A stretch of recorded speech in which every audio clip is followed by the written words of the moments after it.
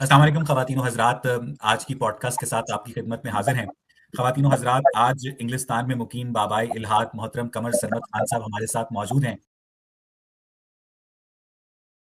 और जिस तरह से उन्होंने अपनी पिछली पॉडकास्ट जो उन्होंने मेरे साथ की थी, उन्होंने इस्लाम का पोस्टमार्टम किया था अच्छा। और मुसलमानों को आयतें और हदीसें खोल-खोल कर दिखाई थी, क्या बात कर रहे हैं? जो उनके बिलीफ सिस्टम को ना सिर्फ चैलेंज कोलैब करनी थी, उसको बहुत ज़्यादा लोगों ने पसंद किया। क्या क्या बोला तूने? नहीं, पहले क्या बोला? देखते हैं हम। अब देखते हैं तदाद को लेके मैं चलता हूँ, ताकि ये आयत भी आप लोगों के सामने पेश कर सकते हैं। देखिए कितना खुला-खुला तदाद है। अच्छा। अल्लाह ताला ने पहली आयत कह रही है कि ज़मीन और उसकी सारी चीज़ें पैदा की गईं, फिर 7 आसमान इस्तवार किए गए। दूसरी आयत कह रही है कि पहले आसमान बनाए, फिर ज़मीन को उसके बाद बिछाया। क्लियर तो कॉन्ट्रडिक्शन है वैसे कि हो सकता है ना कि अल्लाह ताला जब ये कलाम नाज़िल कर रहे हो तो उन्हें याद ना रहा हो कि मैंने पहले क्या बनाया था। इतने काम करने होते हैं उन्होंने। यही कहते हैं ना कि झूठ के पाँव नहीं होते। याद नहीं रहता पहले क्या कहा है।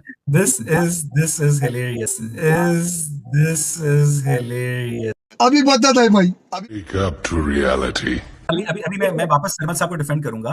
ठीक है, समझ गया। नहीं करूंगा। कमर सरमद साहब हमारे उस्तादों में से हैं और वो आपको बताएंगे कि वो आप अपनी उस्ताद तरफ से क्यों कहते हैं। वो आपकी किताबों के तराजुम आपके सामने जब पेश करते हैं तो लोगों के सर शर्म से झुक जाते हैं कि हमारे आपके उस्ताद मोहतरम सरमद अहमद साहब ने सूर्य बकरा की आयत नंबर 29 और सूर्य नाज़ियात की आयत नंबर 27 पेश की, जिसपे उनको एप्रिशिएशन पेश की गई कि जमीन जो है वो एक आयत में लिखा हुआ है अल्लाह ने पहले बनाई, सूर्य नाज़ियात में लिखा हुआ है कि अल्लाह ने जमीन को बाद में बनाया। अगर आपको याद पड़ रहा हो पॉडकास्ट में उन्होंने बताया था कि ये दो आयतें हैं, अल्लाह इसमें दोनों बातों को अलग अलग बयान कर रहा है। एक में कह रहा है कि मैंने जमीन को पहले बनाया, दूसरे में कह रहा है कि मैंने जमीन को बाद में बनाया।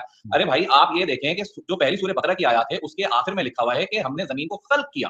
खल्क का लफ्ज इस्तेमाल किया है। जब खल्क का मायना होता है वो क्रिएशन होती है। और दूसरी आयत जो सूरह नाज़ियात की थी उसके अंदर लफ्ज दहू का मतलब इस्तेमाल हुआ है। तो अरबी ज़बान में जब खल्क और दहू के मायने चेंज हो गए तो अकल शऊर रखने वाला शख्स समझता है ना कि इसके मायने भी चेंज हो रहे होंगे। तो खल्क और अब दहू में क्या फर्क है?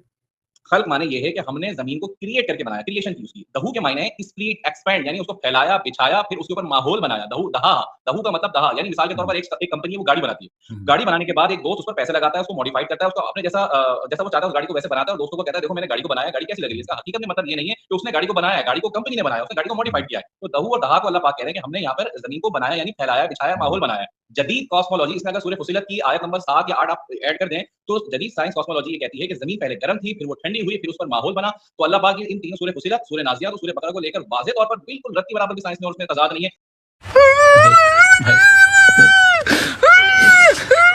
नहीं भाई, तो सरमद साहब अपने आप को खुद बचा लेंगे। क्या क्या बोला तूने? नहीं, पहले अभी मैं वापस सरमद साहब को डिफेंड करूंगा। तो सरमद साहब अपने आप को खुद बचा लेंगे। क्या